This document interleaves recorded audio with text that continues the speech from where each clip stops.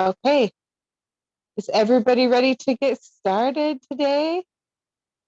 Today is an exciting day because today we get to start our final painting. So exciting. So if you remember, we opted out of doing the underpainting, even though we learned about it. So today what we get to do is we're going to transfer our drawings to our final canvas, and we're going to do what's called a block-in.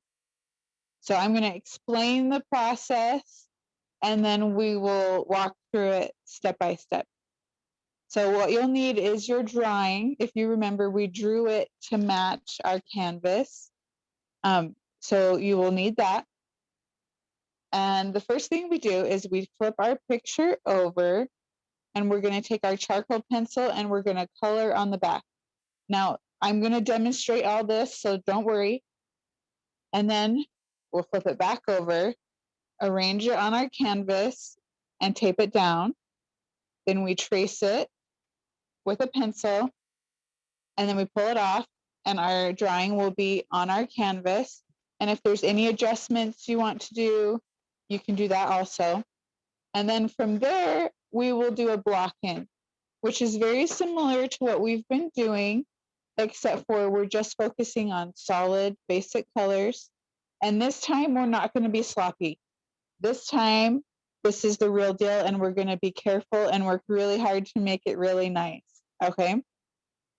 So with that being said, I'm going to jump over here, and we're going to start transferring our drawings.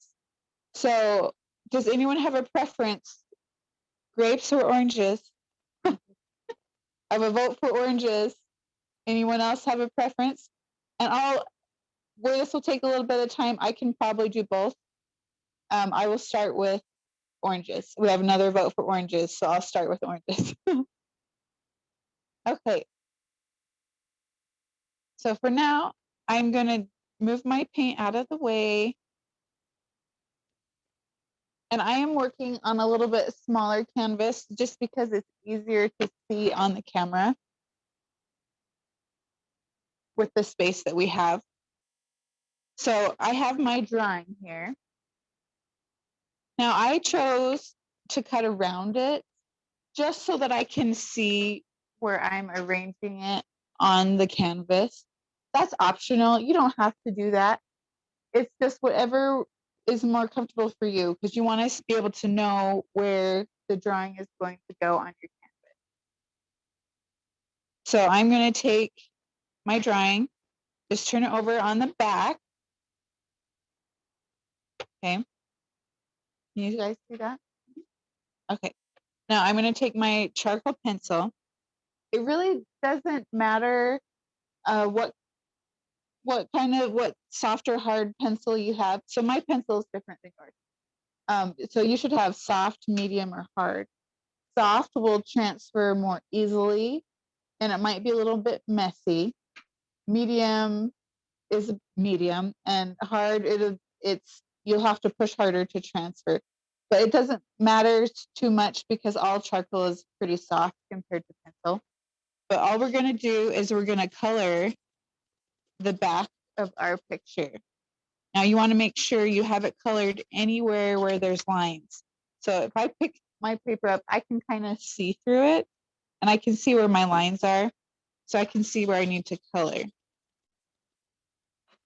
Now you want to do it pretty thick so that it transfers nicely, because if it's too thin and splotchy, it won't transfer very well.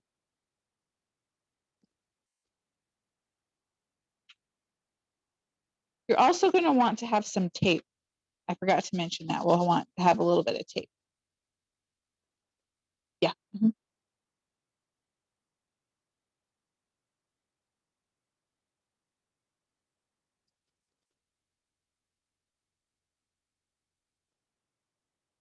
So as you can see, I'm kind of getting the texture of my table underneath, and that's fine. It's not really a big deal. We just want to make sure there's enough charcoal on there that it can transfer to the canvas.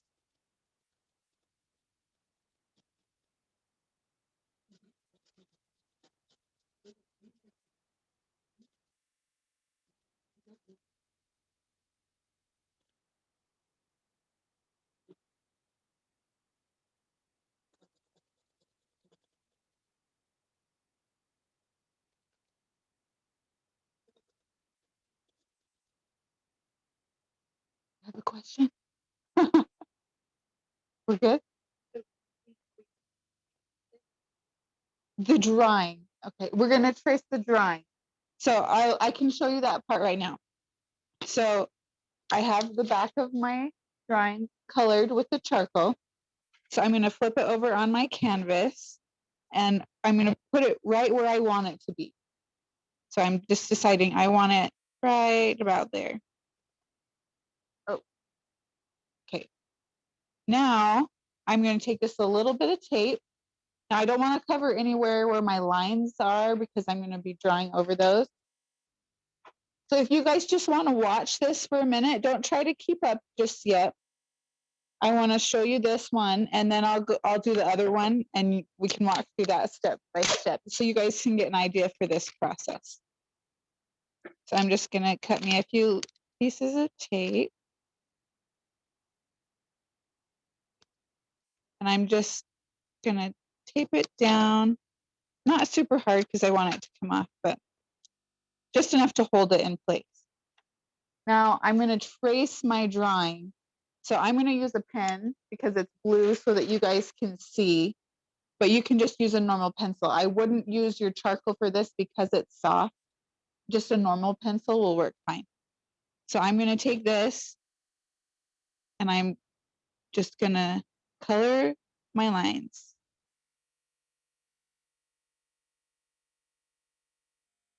So I'm hoping you can see that because it's blue.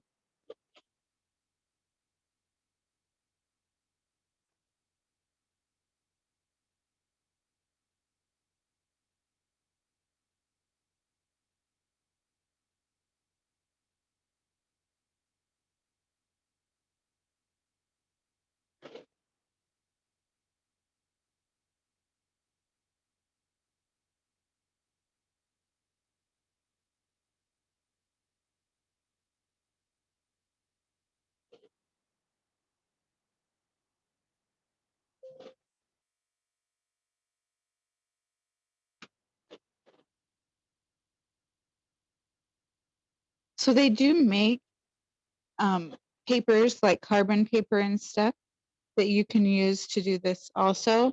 But I like to have the charcoal underneath. It's more archival for it works better with oil paint. So I like to do it with charcoal and it's charcoal is soft, so it works pretty well. Really? It's a really good way to transfer things. I've used it in a lot of different situations, a lot of different mediums. It didn't work so well on like lino cut rubber. So you kind of have to do something different for that. But for most things, it's a pretty good way to transfer.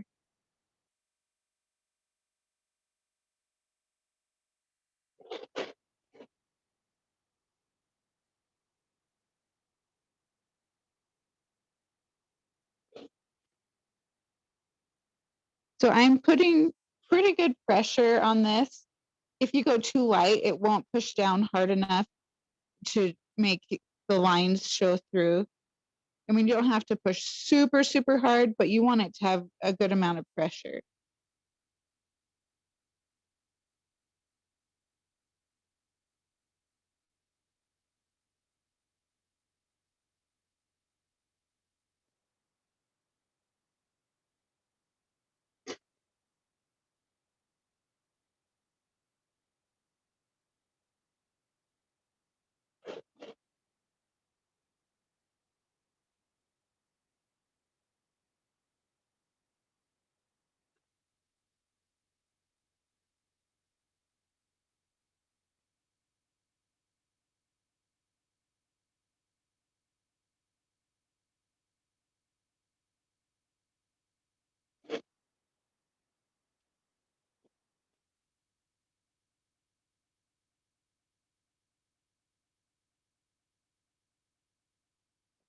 So I'm just going over all of my lines.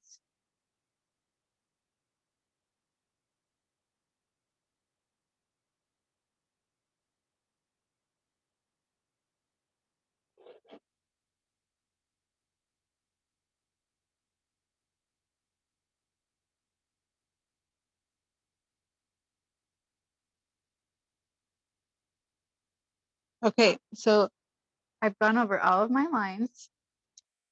Now, this is the big reveal. Let's pull up my tape. And ta-da! It's on there. Okay, so it might seem a little light. So what you can do is you can use your charcoal pencil, and if you want to go and darken the lines a little bit, you can do that as well. Or you can leave them white. It's up to you. So sometimes if I feel like something got missed a little, I'll just go straighten them up a little bit.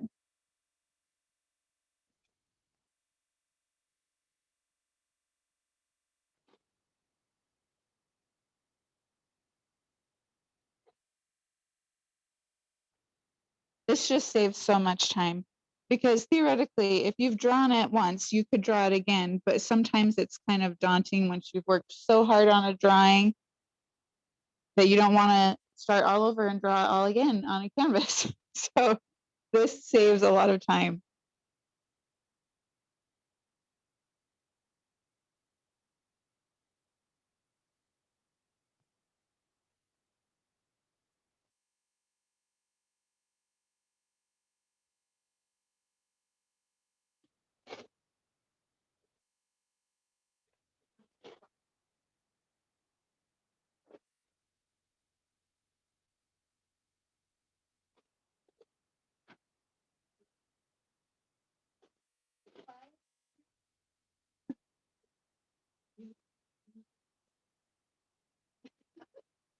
Are there any questions on this so far? Kind of get the idea. While everyone's continuing to work, I'm going to go ahead and I'm going to do this one and just repeat the process again in case anyone missed it. Okay. Put your lines on the charcoal, if you go over it, that's not gonna be bothered with the paint. If it's a little darker, you're okay, right? Right. So the question is, if you go over it with the charcoal, is it going to bother the paint at all? No, charcoal works really well with oil paint. You might notice if you do really dark that it might mix with your paint colors a little bit, and that gets annoying. So I wouldn't like push super, super hard, but it's okay to make the lines a little darker. And charcoal and oil paint, it's technically called We have a question. archival, which means it will last. Okay, we have another question. We have a question in camera. They Okay, want to Cameron, know what's your if question? how you sharpen the charcoal pencils. Can you just put it in a sharpener, or do you shave it? Does it matter? So we just use a normal pencil sharpener. Because of the way charcoal is with these charcoal pencils, a lot of times just an electric pencil sharpener will give you nice, really long lead. And I really like that. So I use a little electric pencil sharpener. This is I'll show you this one that our library has. It just looks like this. I have one that's kind of similar at home. And it just makes really nice, long lead. And that's what I like to work with my charcoal. Now they do make charcoal sticks, but you really wouldn't use those in this situation, and those you can shave if needed to. But for this, I just use charcoal pencils because it's easier and it's less messy because you don't get it on your hands. Because if you get it on your hands and then you're touching your canvas, you're gonna get like black fingerprints everywhere. And now it does erase. You can use your kneaded eraser if you've messed up. A kneaded eraser will help erase charcoal. So that's another reason for having your kneaded eraser.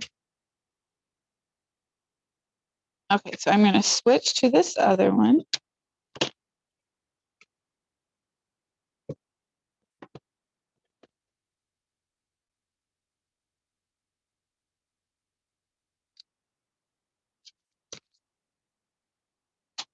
So again, I'm just coloring on the back. I was just wondering if it would be a different texture, but can you guys see that? Okay.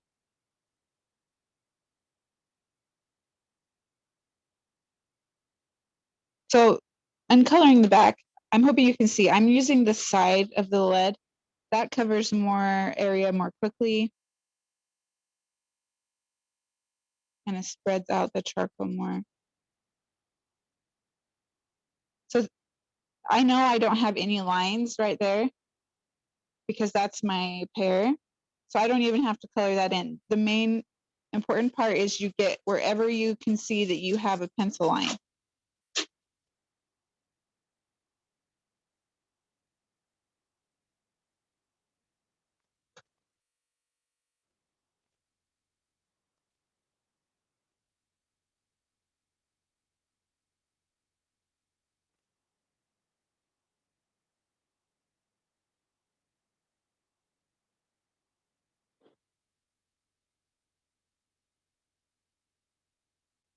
I'm just doing this on my canvas because the table's kind of bumpy.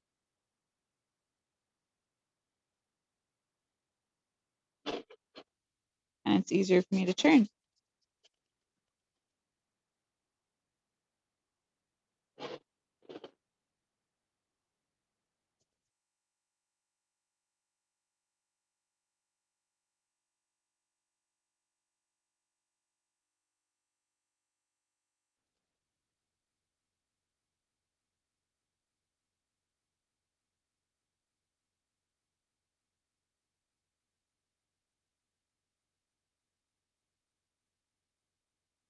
Okay, so I'm arranging it on my canvas. I just need some tape again. Do we have the tape over here? Let's seal that for a second.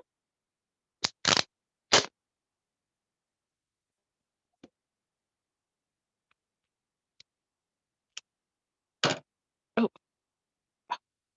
almost got it. Well, I was going to try to fold over the edge and I almost lost it.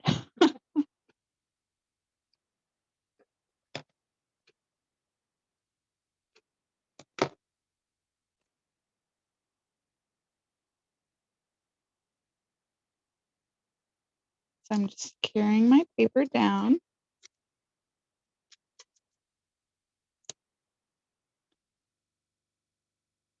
Now again, I'm going to use my pen so you can see.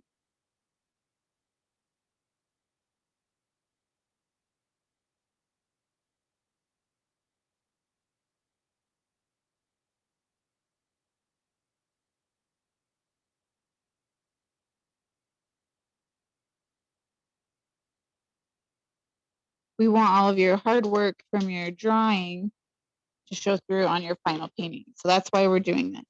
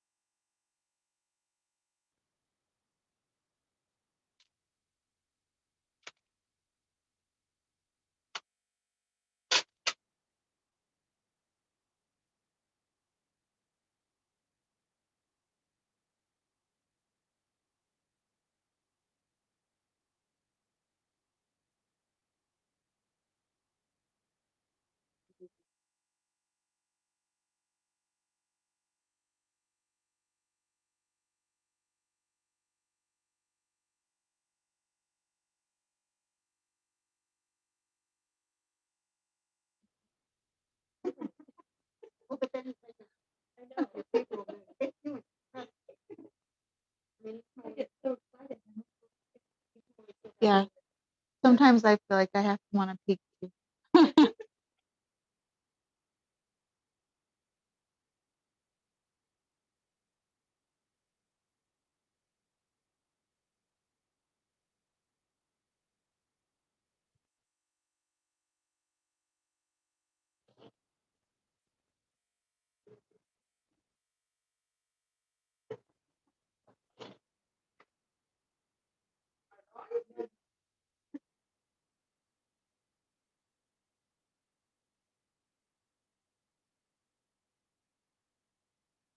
It looks very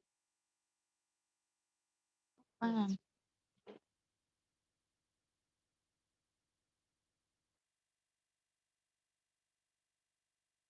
I like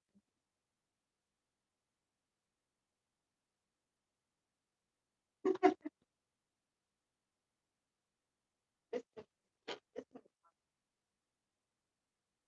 It's very good.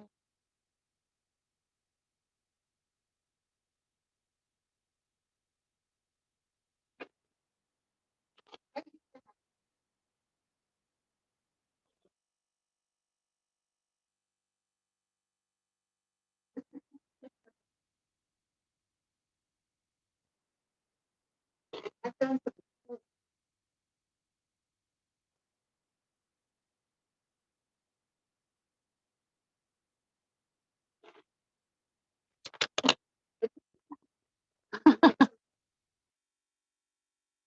I just love oils.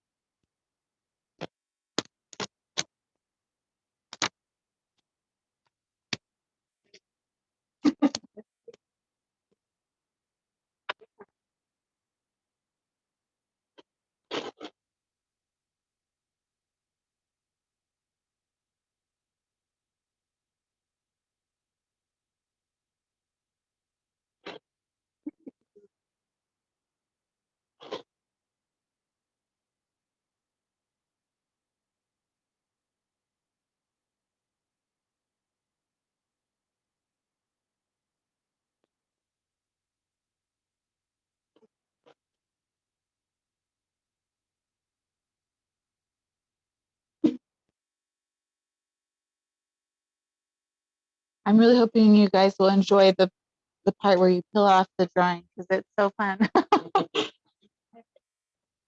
Yeah. Woo. Yeah.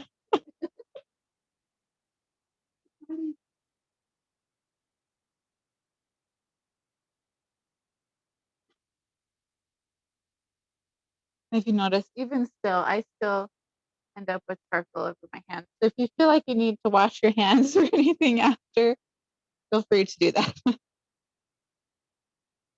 Charcoal just tends to be messy.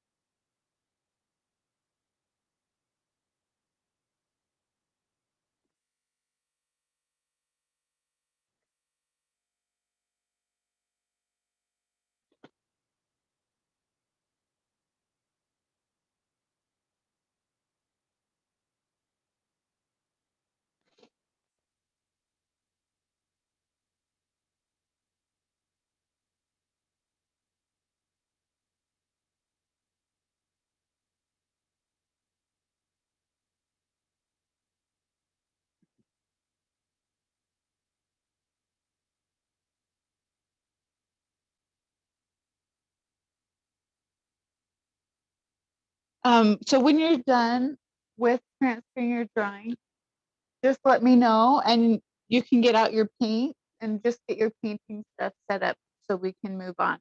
So if everyone gets to that point that their drawing is transferred and their painting things are out and ready, then just let us know on the chat so that we know we're ready to move on.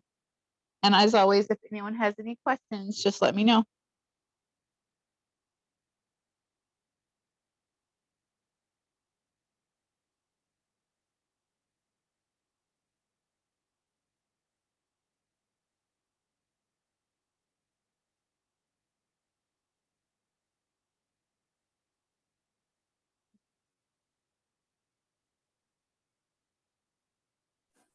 Kaylee, Yes.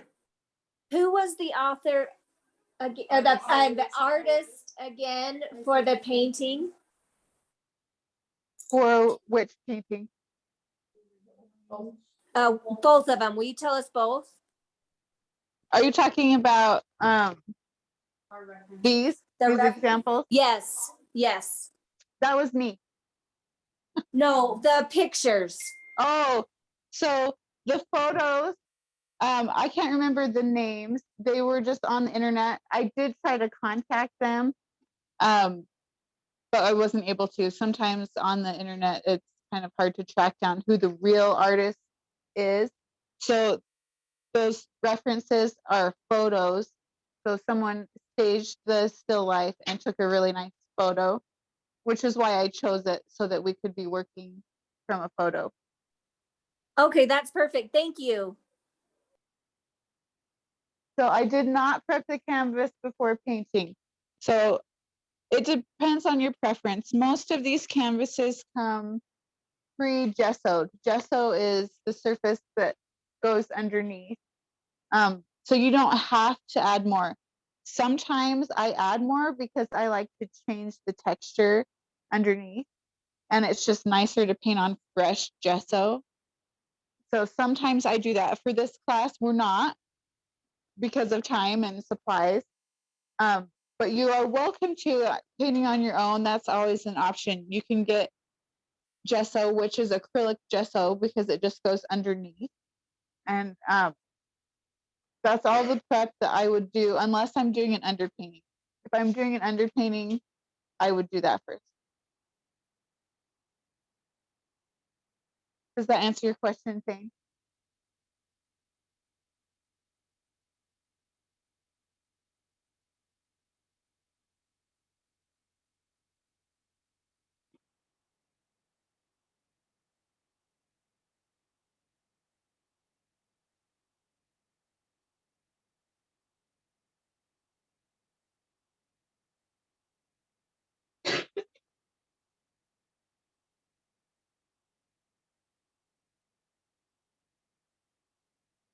Okay, we'll just give everyone a couple more minutes. It looks like most of you are pretty close.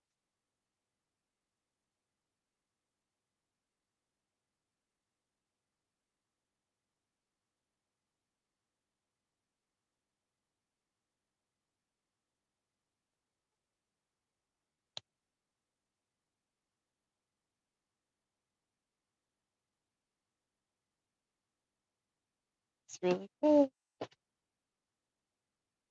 That's so fun. It's so satisfying to take off the drawing. I would, yes. If you have a chance to wash your hands, just to get that little bit of charcoal off, just because it's frustrating when your hands are dirty and then it's leaving marks everywhere. So I do recommend washing your hands.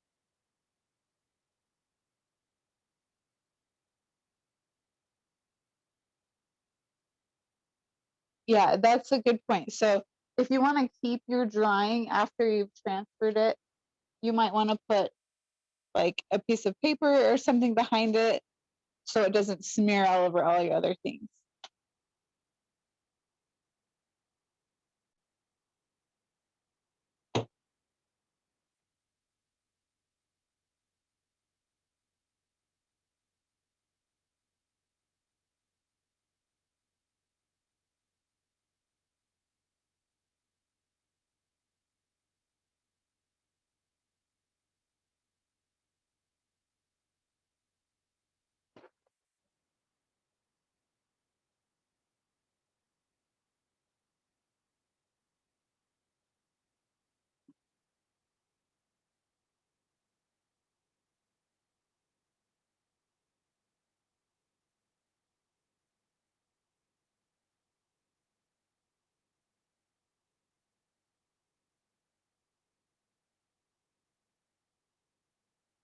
Like just edges.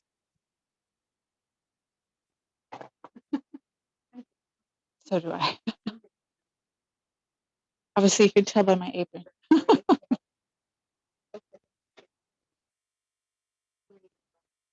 Oh, pen.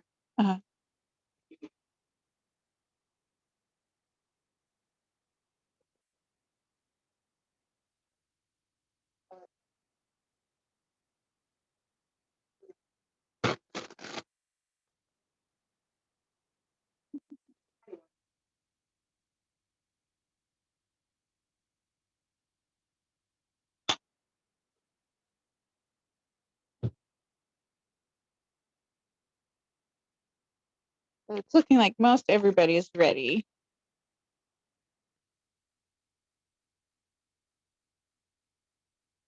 Are you guys pretty close? Okay. So today we're going to do block in.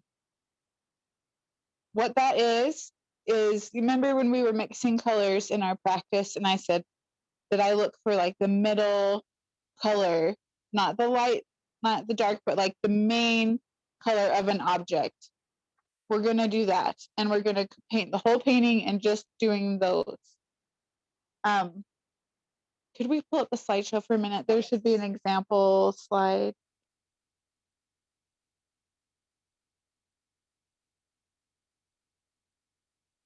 I was going to say in our library, we printed off the slideshow so that you guys could have it to refer to.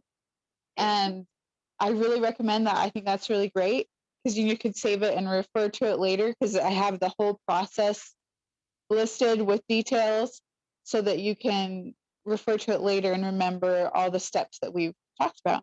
So just 1 second, we're pulling up this slideshow so I can show you an example. Just give us a minute.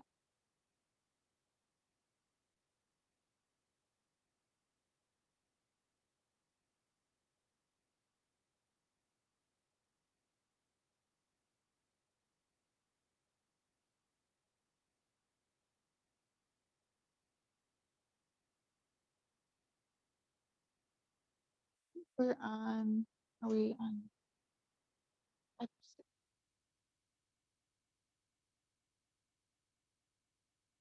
Okay, number 5. Okay, so let's go. So these are some tips that I have. I like to generally count shadows as different shapes. So when I'm painting in for my block in, I count the shadow as a different color. So I'd mix that one too. Now I'm talking on here also about hard and soft edges. So if an edge is blurry, like a gradient, that's a soft edge. And if it's like a hard line, that's a hard edge. So like the line between the background and the vase would be a hard line. And those edges are really important. The more you can observe them and like adjust your painting with this hard and soft edges, it just helps it look more real. And so the things look in the right order. So the things in front look like they're in front and the things that are in back look like they're in back. Now, for the block in, those don't have to be perfect, but I want you to kind of keep those in mind a little bit. If you can notice, because it's easier to make a soft edge in the beginning than it is after it's kind of dried and where we have a week till our next class. Just kind of pay attention to that if you can. Now, can we go to the next slide?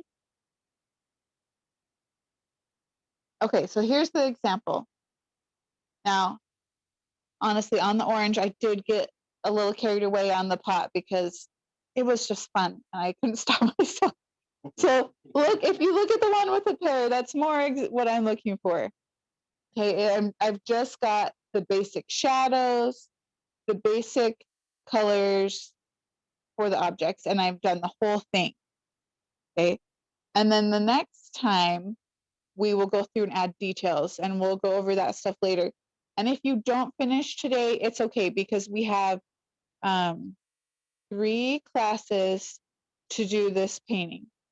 So we'll focus on block in. If you don't finish, you'll finish it next time. And then we'll add details. And we do have a work day plan. So if you don't get it done, we have time to work on it, okay? So this is the goal, basic shapes and colors.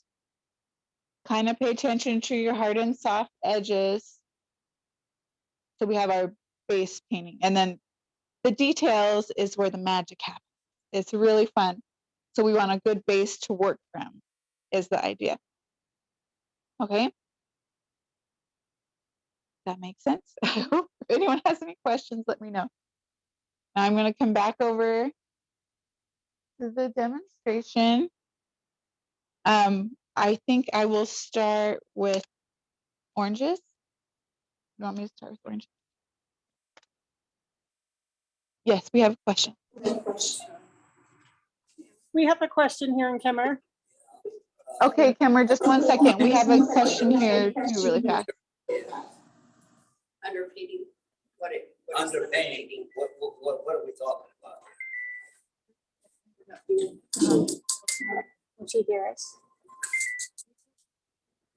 Walk-in painting over underpainting. Yeah, so the question that we have here is on the grape picture, the back, so the edges on the vase. So yes, that's why I do background to foreground, because if I overshoot the background and then I cut in with my color on top, it will make that nice edge. So I start from in order. The things in the back go first, so the background, and then like in this case, I did those grapes next, and then I would have done the pot on top of it, and then that other grape at the bottom. So I do it in order of how they are. Okay, Kemmer, what is your question? Hold on, I'm gonna let Dawn ask it. Hold on. Okay. Let me bring this closer, Dawn, so she can hear what you're asking. Okay. Define the area we're considering underpainting and what does it consist of? So if you remember from last week, we talked about underpainting, I wasn't here and last that week. is, there's several options. Maybe on the slideshow, we'll go back to last week. So this would be an underpainting. This is how I do it. Some options are to just do a solid color underneath. Now we opted to not do this for this class so that we could have more practice with color. So we're not going to take the time to do an underpainting. And the reason why is because it's nice to have a day or so to let it dry a little bit before you paint colors on top. And we don't have time for that at this time. So we're just going to go without the underpainting, which some people don't use underpaintings. That's a personal preference. So on your own, when you're painting, again, I would recommend trying it. It's fun to try and see if it's something you like to do. I personally do underpaintings. I think it's helpful for me. But for this class, for time-wise, we're not going to do that. I hope that answered your question.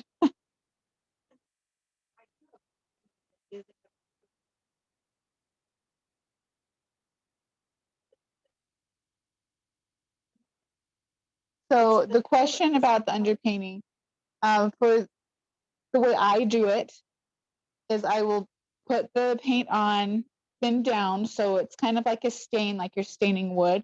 You paint it on and wipe it off. And then you take a kneaded eraser and that makes the lighter colors. You can pull out the paint, you can erase some of it. And then I take paint and I paint on top for the darkers. So I'm adding paint to do the darker section. I'm erasing to do the lighter sections. And the part that I just stained is the middle. So I focus on 3 values, light, medium, dark. Mhm. Okay, so I hope that answered everybody's question. Are there any more? Maybe we can pull up the chat, see if there's any more. Okay, so if everyone's ready, then we'll start with modeling the block in. Now this is going to be very similar to what we were doing before, and so that you guys have time to work, I won't show, like, mine probably won't be a whole finished thing. I'm going to start with the oranges one. That seems to be what everyone likes. I'm going to put, gotta arrange it so you can see. Now, if you notice, your Gamma is probably getting kind of dirty by now. So you can always add more to your jar if you're ready to fully change it. I don't exactly have a good answer. So it is a chemical, but they have made it a lot safer. So generally what I do is I dump it out in the gravel in my driveway where it won't hurt any plants or anything. And I just dump it out and it's fine. So that's what I do, but I do not dump it down my drain. I wouldn't do that. Where it's a chemical, I would not dump it down. So just somewhere where it's not going to hurt anything is what I do. So at school, they always had like a special spot where you dumped it and then they took care of it, but they never told us what they did to take care of it. So my teacher said that at home he dumps his in his gravel, so that's what I did. So, but yeah, so mine, I didn't feel mine very full, so I'll probably just add some more, but it is kind of nice to have fresh, clean sometimes, but just make sure you don't dump it down your drain.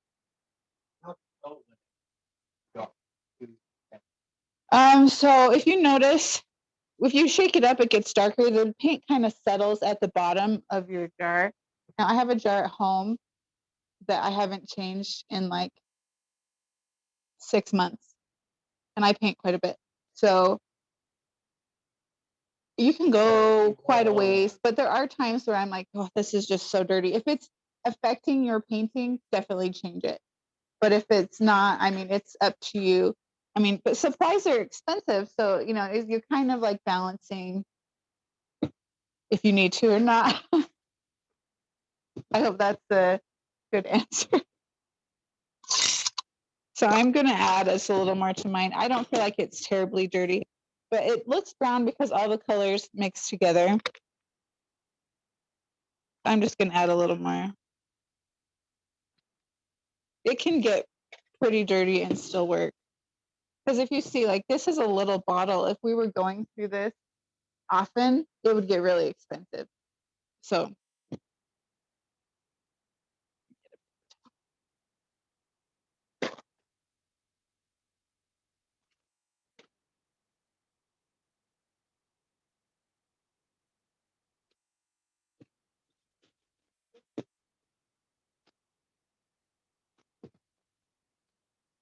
okay, so you'll want to use a brush that is going to make probably a bigger brush where you guys have bigger canvases. Mine's small, so mine will look a little bit, my brush will look a little bit smaller. You want to be able to get the details that you need, but you also want to cover area quickly because you don't want to spend a lot of time with little tiny strokes on the background, right? So I have a little bit of paint left from when we were practicing. So I'm going to use that. You might have some left. Now, if you don't have very much, you're going to want to mix more. And if you don't have very much, you might want to start with mixing a color so that you don't run out and then have something different, unless you're confident that you can match your color. You want to, for this, like I was telling you to start with just a little bit. And when you're making adjustments, still use a little bit, but you'll probably want to mix a bigger pile of paint, especially for the background, because you don't want, it's really just awful to run out when you're halfway through what you need and you run out and you have to mix again. So make sure you're mixing enough paint that you don't run out is the idea. You have plenty of paint in your tube, so it's totally fine to use a good amount for this. Okay. So for this orange one, I have this grayish green. So I used, if you remember, I'm just going to remind you, I used yellow and blue, and I mixed them together, and then I grade them, the color down using red and gray till I got to this color, which is the color that I wanted. Okay. So step one for the block in is the background. So mix your color, make sure you have a good amount of paint. You don't have to have tons and tons, but a good amount of paint. And then we're just going to do like we did on our practice.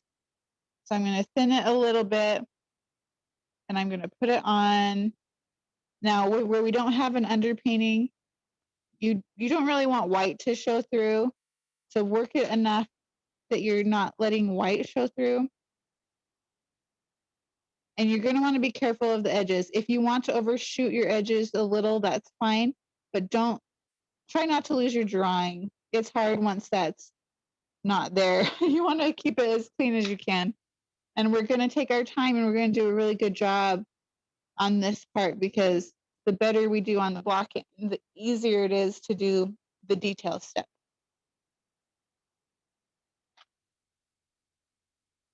It is okay to have texture and brush strokes, especially in the background, if you want to. That's totally your choice. Some people like that, like me, and some people like it to be more smooth, which is great too. And I sometimes in my background, I like to have a little variation too. So I might lighten some areas or darken a few areas just to make it a little more interesting to me.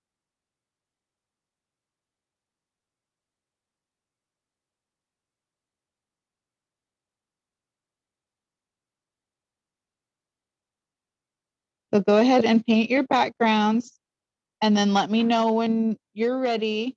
If you feel comfortable to move on, go ahead and move on without me. But if you want to paint step by step with me, just let me know when your library is ready. So right now we're mixing our color for the background, painting the background carefully, and then letting me know.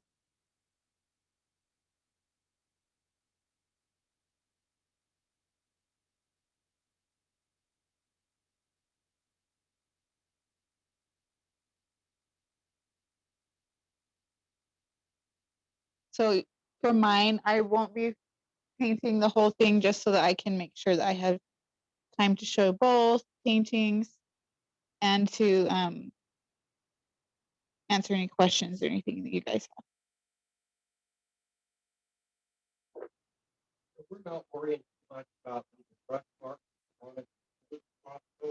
So the question is do we want it smooth or brush strokes? That's personal preference. So I want it to look nice and well done, but it's your choice if you want brush strokes to be showing. I personally like brush strokes. I like texture, especially in the background. So for me, I would do that, but it's personal Where preference. we're just blocking, we can bring some of that up later. Mhm. Or So where we have a week in between our classes, it will be pretty dry by the next time. So if you keep it really strokey now, it will be more difficult to smooth those out later. Yeah.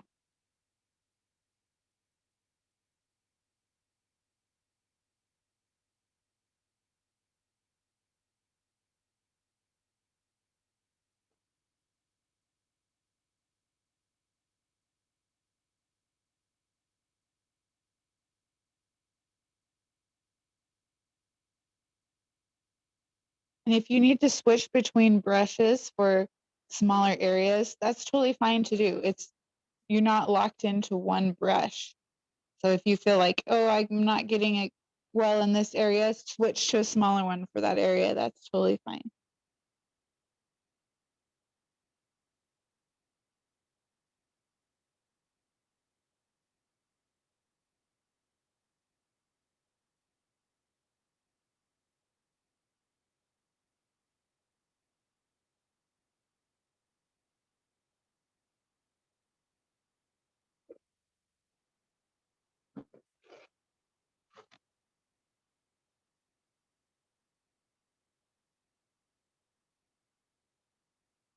You guys have probably noticed, but I turn my canvas a lot just so I can get into those angles and stuff. If you can move your canvas around, it's easier to get into those areas.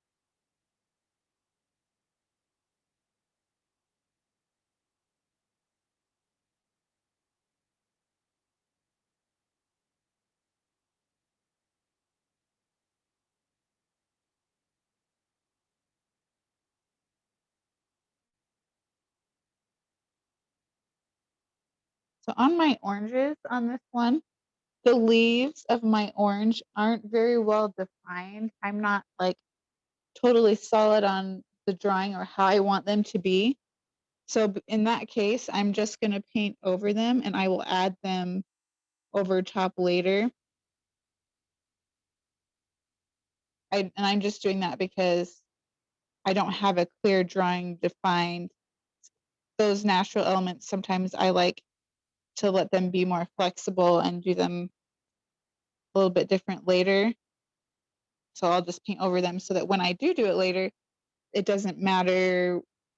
Like I don't have to worry about white showing because the background's already done underneath.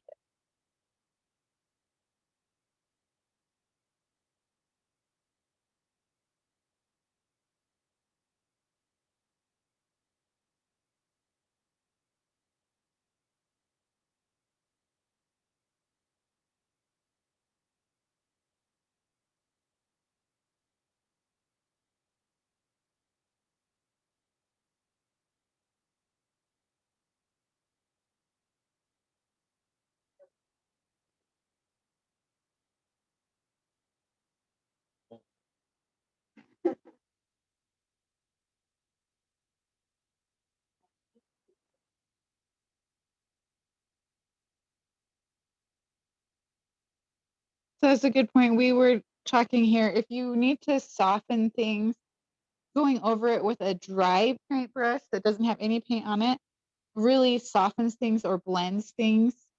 So that's a really great tool. I always have a clean, dry brush nearby if I need to blend something or whatever.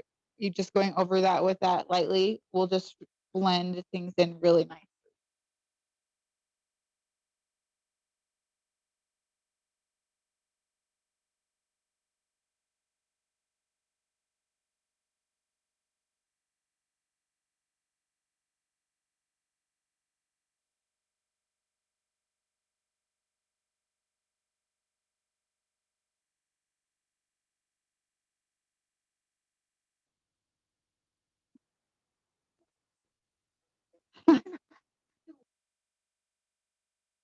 Well, it's just like, I'm like, I get glare from the light, so I keep trying to pull it closer to me, but then you guys.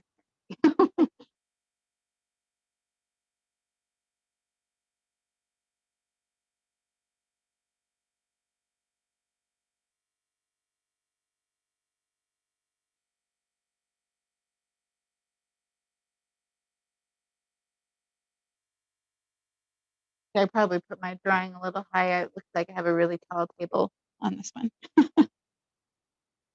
That's okay.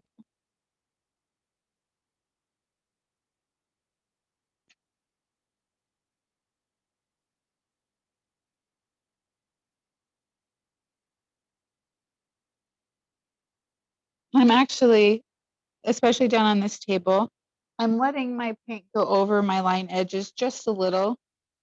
And then when I go back to do that color on top, there won't be any white showing in between the edges. When that happens, that's called a halo. And it just doesn't look very professional. So we try to avoid that.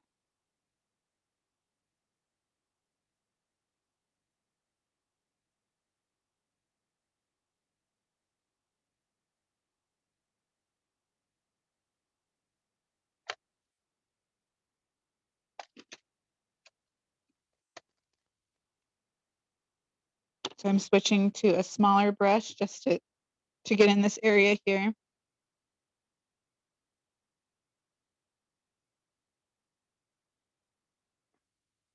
Again, I like to turn my canvas.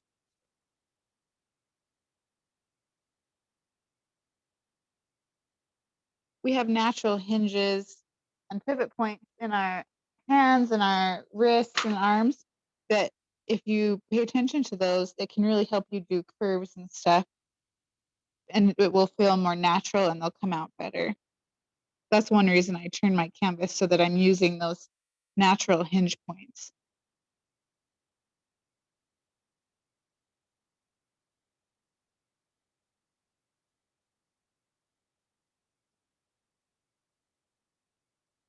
So the question is, do I sit or stand? And it depends. A lot of times if I'm doing bigger work, I find it more comfortable to stand. And then your legs don't go to sleep. But sometimes if I'm doing a lot of detail where I'm getting really close, then I sit because, and it's not so good for my back, but I feel like I can get close and have more control. So depending on the situation.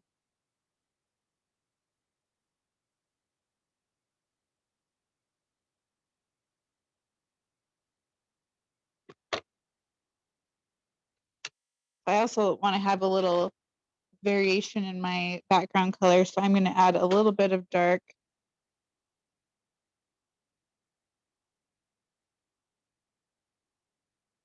I want it to be a little bit darker on this left side.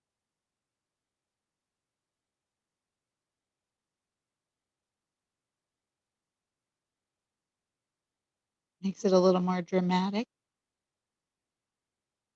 That's one thing we didn't really talk about is what color does for a painting. So it's not just to, oh, they look pretty, though that it definitely does that, but it also sets a mood.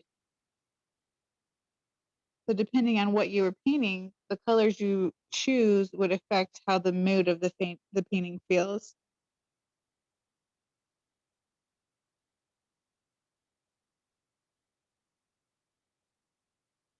For example, I'm painting at home a picture of Rome right now, and it's morning light, so I want it to feel like morning light. So my lighter colors are all really warm, and my shadows are cool because it was that morning time, and I want it to feel like it was that morning time.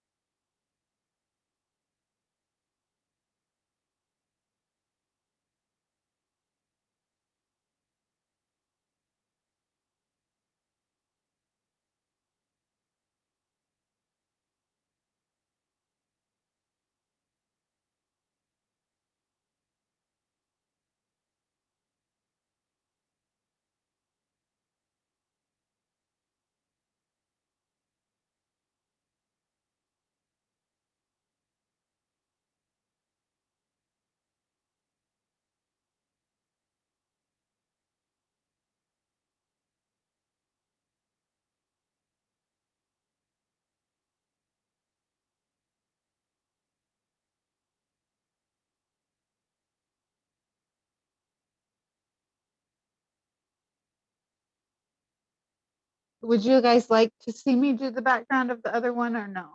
Or would you like me to stick with the orange paint?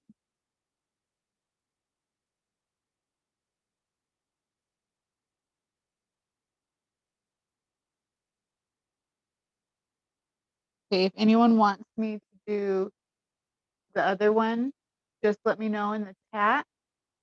If not, I'll just keep going with this one. So when everyone's ready with their background done, if they're painting with me, just let me know and we'll move on to the next one.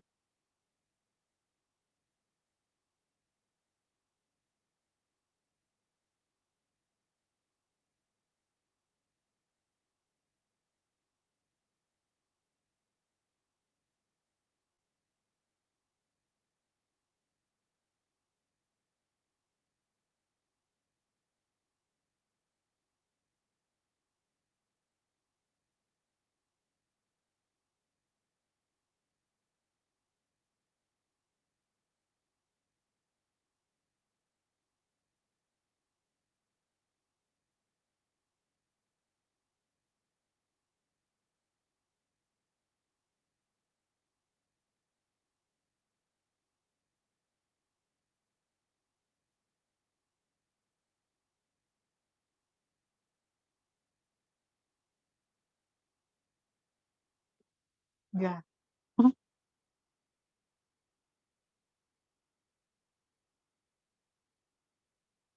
guys all must be concentrating really hard, which is really great.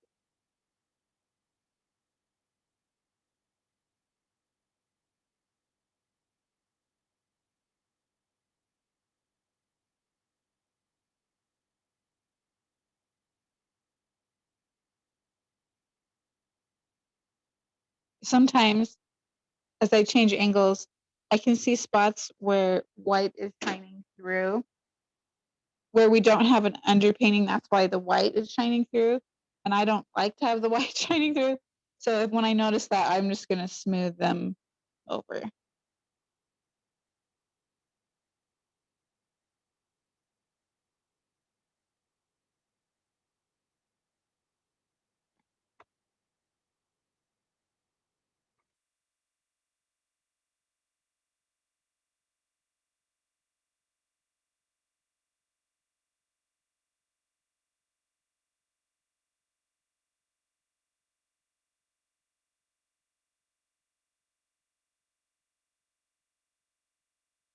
So if you have leftover of your background color, don't throw it away. Keep it on your palette because a lot of times those colors will come in handy as we're painting other things, especially doing the details.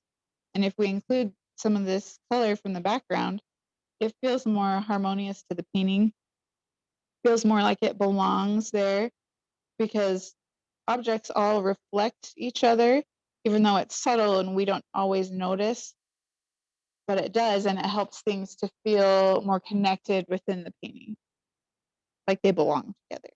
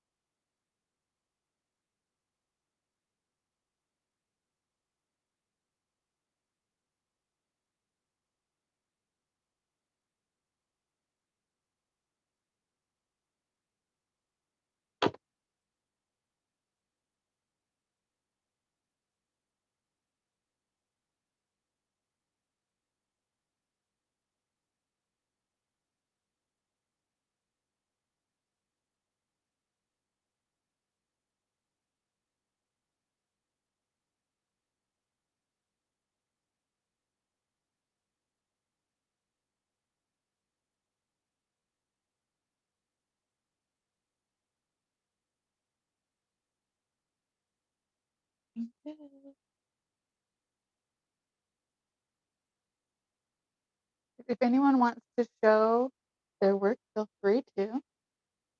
I know we're not super far in, but it's satisfying to see the full canvas covered. At least I think it is.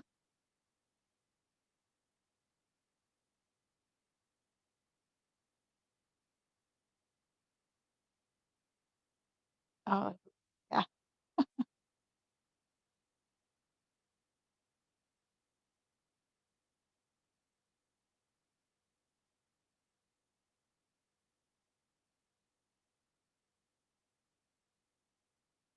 I'll give you a few more minutes on your background, which you can still continue with, but I'll just continue showing the blocking. But I'll give you a few more minutes before I do that.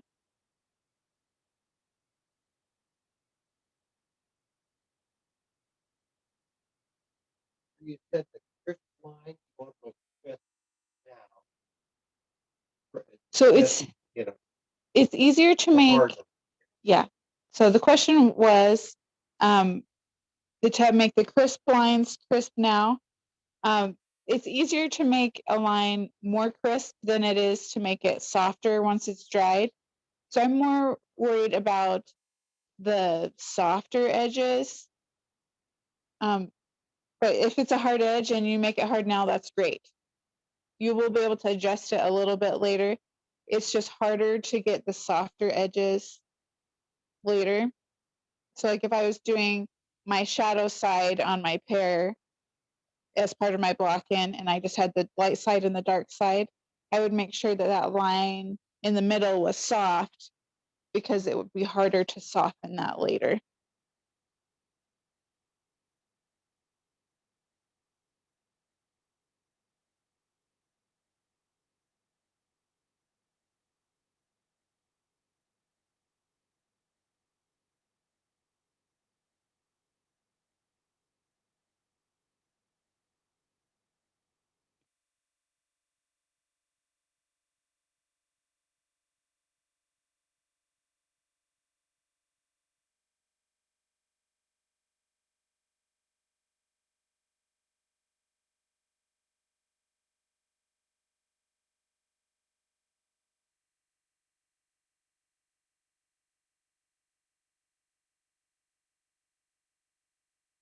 We're seeing some great variation in the backgrounds in our library. They're looking great, you guys.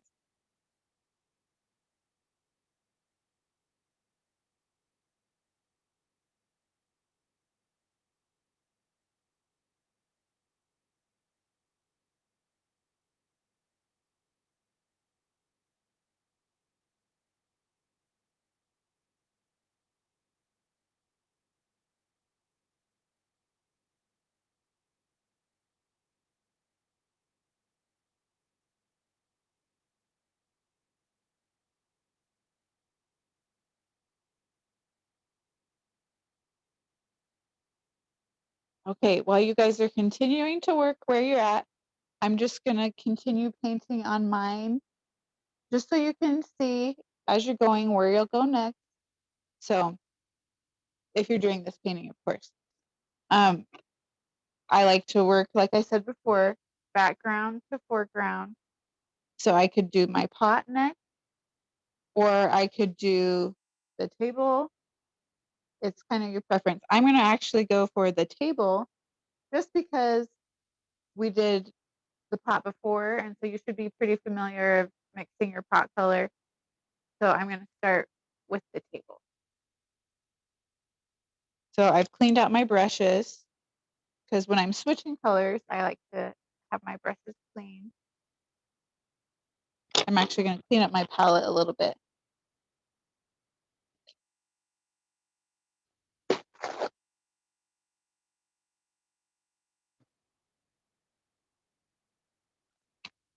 So there's no rule that says your palette has to be this size.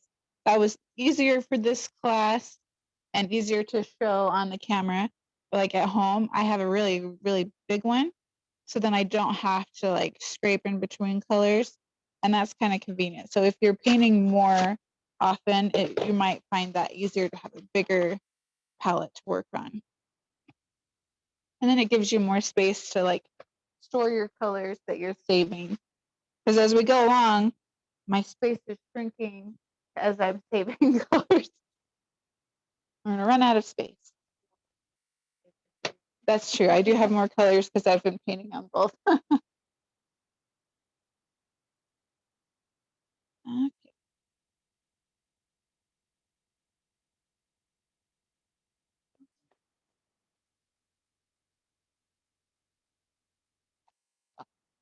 I'm just gonna grab something really fast.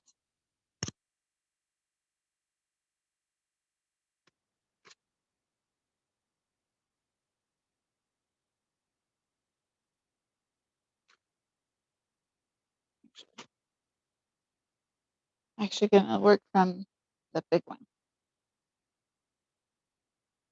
So what I'm gonna be trying to match here is this blue, and then I have a darker blue that are my shadows, and I'm gonna treat them like two different shapes with soft edges in between.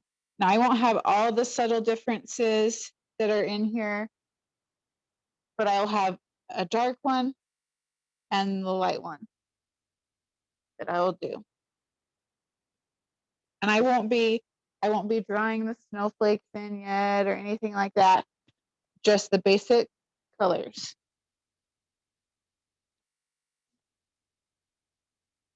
It's subtle. The snowflakes are subtle. Now I'm gonna refresh my paint. My blue is kind of running out.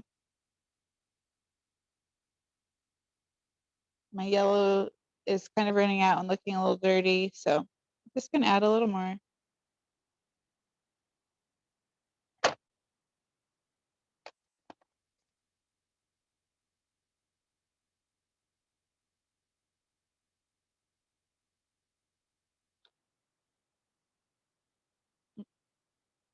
So sometimes paint tubes get like this, where there's a little bit left in there. Now you see these crimp things? I have this cool tool, call it a toothpaste squeezer, but it crimps the back and you twist it and it pushes all the paint up. And I didn't bring it, so I have to use a different. Maybe I won't be able to use my yellow. That's okay. I'm doing blue. So I always start and I say, what color is it? It's blue. And obviously blue is a primary color, so I don't need to mix anything yet. But I know that when I compare, it's currently too bright. I don't know if you can see that, but it's too bright and it's too dark. So I'm going to lighten it a little bit and I'm going to gray it down a little bit. I can do that by using gray or by adding the complement. In this situation, I think I'm going to add more gray to do that, but we'll just adjust as we go. So I'm going to start with white.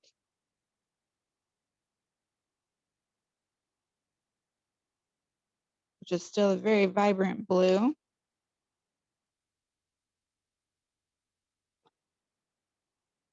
I'm going to take some of my gray.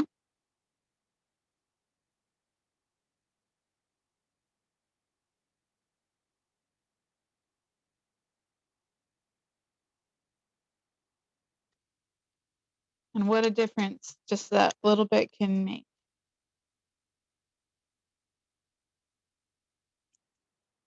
You haven't put any white. I did put white in. Now it might actually be a little too light. So I can always darken it a little bit by adding either a little more blue, which will make it brighter again. So I might not do that, or a little bit of more gray. You know, it's just little adjustments.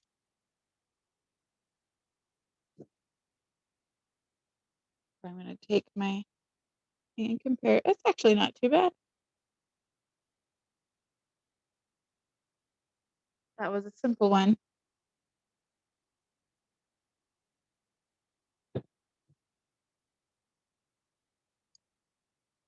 So ideally, if you have a reference or something that you're really trying to match.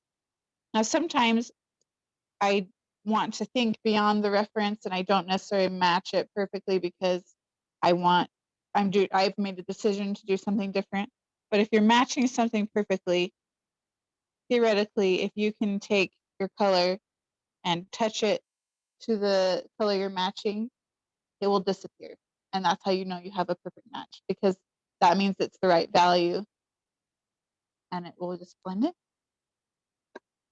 Even with it wet. Even with it wet. It's still Yeah. I don't do that too often, but if I'm really like testing my skills, I'll do that and it's satisfying when that works. Don't expect yourself to get there right now. That takes lots and lots of practice.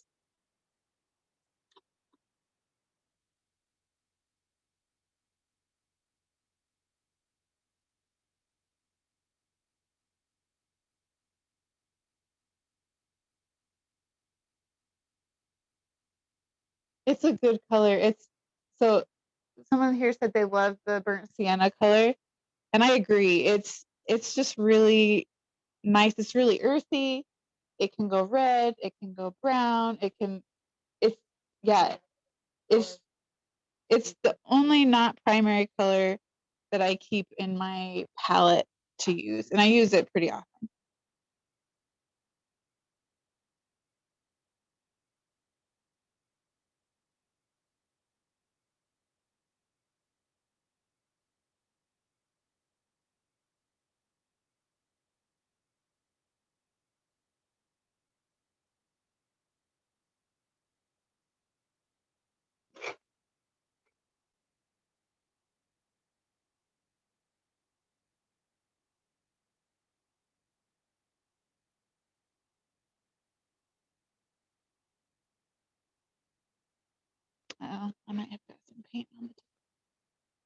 Oops.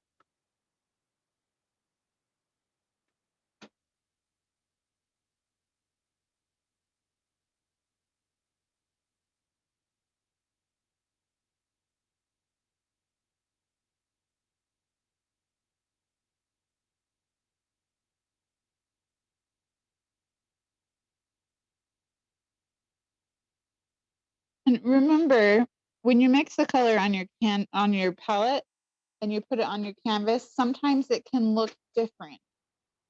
If there's a lot of white around it, that will affect it, but also being next to the other colors. So always go with what feels right on the canvas, because that's where it's supposed to work, right?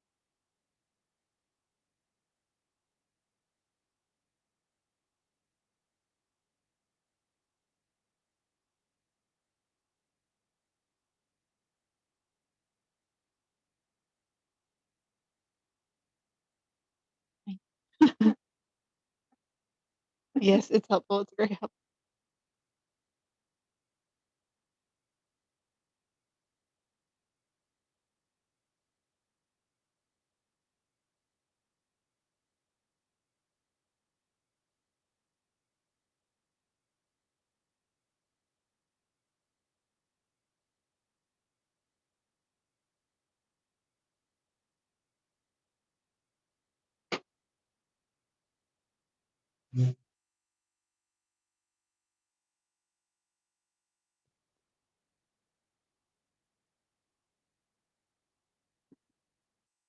Okay, so for my darker blue on here, I'm going to use the same blue that I mixed, but I'm not going to use all of it. I'm going to leave some of it behind so that I still have both colors. And I'll just darken this one. Because this is such a gray blue, I'm going to add more blue, and I'm going to actually add black, which I don't do a ton, but sometimes it is effective to make it dark. And where this is such a grayed out blue is why I'm doing that. We have a question in camera. Okay, go ahead. It's kind of a random question. Those little round sponges that come with our brushes, what is that used? So the question is, what are the round sponges used for? I don't actually have one of those. I haven't seen them before, but what I assume they are for is to rest your brushes on them. So like when I set my brush down, it touches the palette or whatever. It's just like, I'm assuming it's like a brush rest. I could totally be wrong. But with the ridges on it and stuff, I don't think you'd want to clean your brushes with it. I think that'd be too harsh for your brushes. So I think you just set it. I think it's just to set them on. I hope that's actually what it is.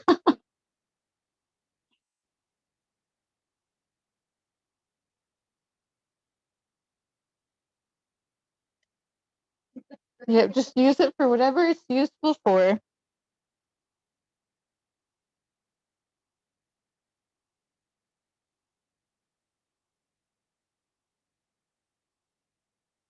So I've got a nice darker blue, and it's actually not quite as dark as I have it on my canvas, but I'm going to start with this for my block in, and then I can add the even darker areas later so that I make sure that I have a good gradient between the two.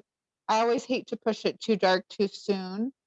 So for my block in, I'm going to use this dark blue, even though it's not quite as dark as it is on my reference that I'm looking at. But I don't want to go too dark because it's harder to lighten, like we talked about before. So I'm just going to kind of let that happen subtly. So I'm going to use this dark blue. It's what I feel more comfortable with what I'm doing. So stay to the lighter value. Right. Yeah, that's why I'm kind of saying go for like the middle value of what you're seeing. And then it's easier to push it dark. I wouldn't go too dark in a block in. you can go dark, but not like super dark. You're looking for that mid value, and where I'm just trying to account for my shadows, I would do a shadow color, but not like a really, really dark shadow color.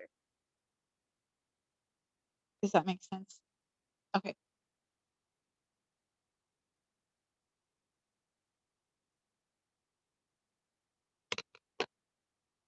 Come over and you are getting that. That looks really good. Here, let me show you. Sometimes when we're A lot up, better when you're up. sometimes when we're, so if you, yeah, and if you want to try to keep pushing it lighter, you can. So when we get really close to our paintings and we're working really hard, sometimes it's like, can get frustrating because we're up close. But remember, most people, when it's hanging on a wall, they're not going to be like looking at it with a microscope, right? So sometimes it's best to take a step back, look at your work, and kind of get the big picture of what you're doing. I always feel like that's helpful. All my students in my private lessons, after we do work on a step, we always step 6 feet back and we look and we try to look at the overall painting, and so we get a better feel of how it's going that way. Because we tend to look very zoomed in because we're the painter, right? And it's good to do that, to zoom in, but you also need to remember to zoom out so you're getting the overall picture. Because it's easy to be hard on ourselves, but it doesn't need to be absolutely perfect up close. You're welcome.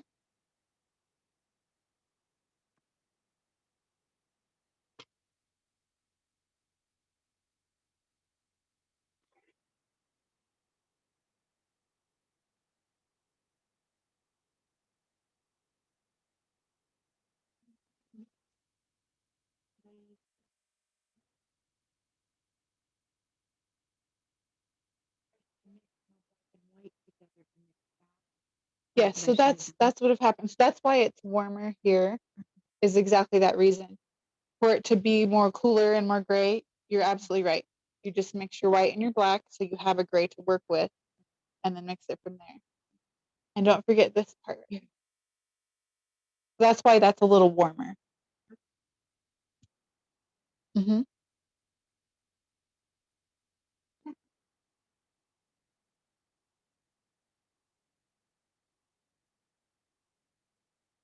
Oh, yes.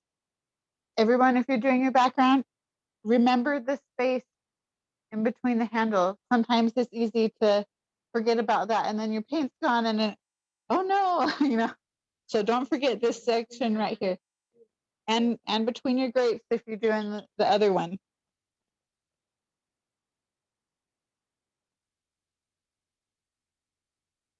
Yeah, don't forget to check that, because on the grape one, you have in between your grapes, and you have your base handle as well.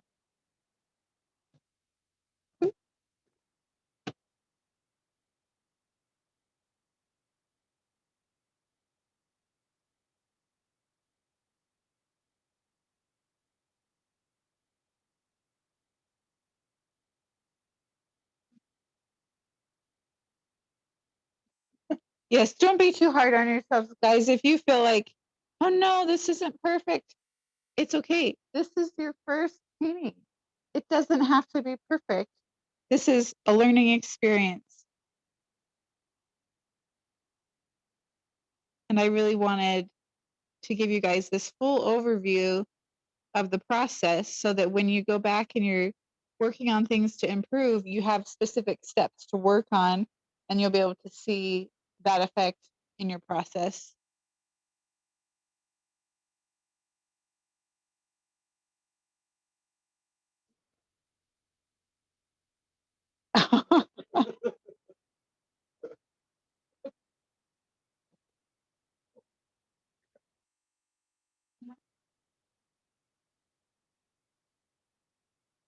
Yeah, you probably could.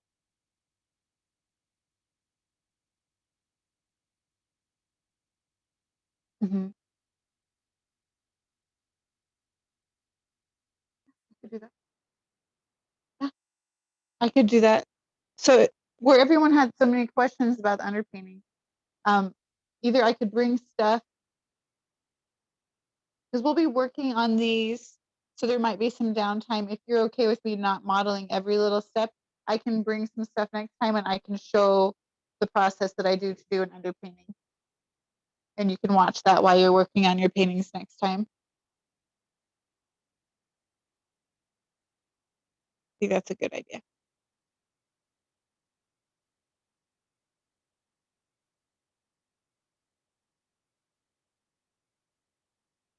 Oh, our time just goes so fast.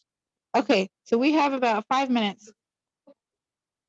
No, so you don't have to have this all done today. Don't worry. We have today, we have next time, and we have the next time that we want to hopefully have it finished. Worst case scenario, if we need to finish the last day and then show them for the art show, we have a little bit of flexibility. So, but I want to show you on this one. So I've put in my colors here, but I know that these are soft edges. So I just want to show you. I have a clean dry brush. And when I just go over those edges, it just softens them right up.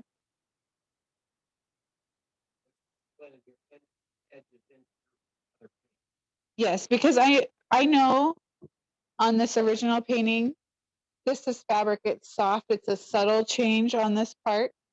So, but it's light and shadow. So I am just softening in between here, just because I know those are soft edges. So if you can see, I'll walk this up closer. Oh, so these different colors, they're light and dark. So I'm accounting for my shadows.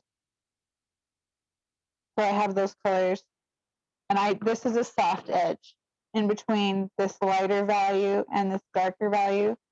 This specific area is a soft edge. That's why I'm using my clean dry brush on my other one to soften those edges for my block in, because that would be super hard to do that later if it was already a hard edge. That's just a spot where I'm like, I know it's going to be soft, so I'm going to go ahead and soften it now.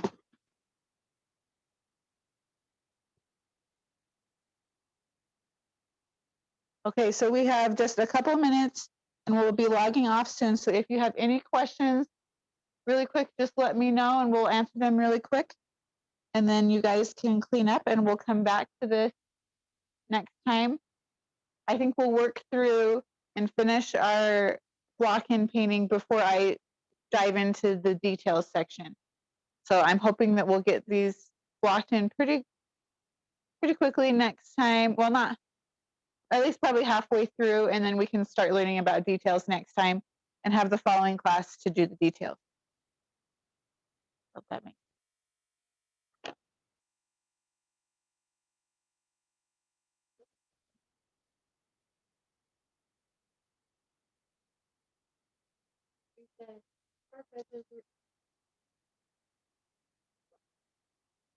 if you can. I mean, you can still blend. I mean, you'll just work with what you have, but it will make it easier if there's a spot like this where you know it's soft. It just makes it easier to soften it now. You'll still be doing adjusting with details, but it's easier if it's closer to where you're going with those soft edges.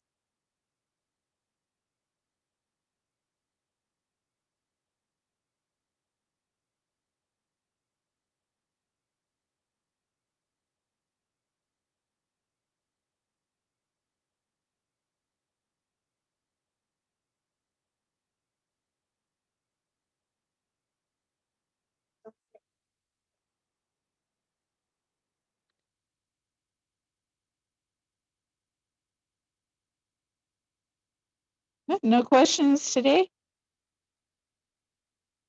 So that's great. We'll see everybody next week.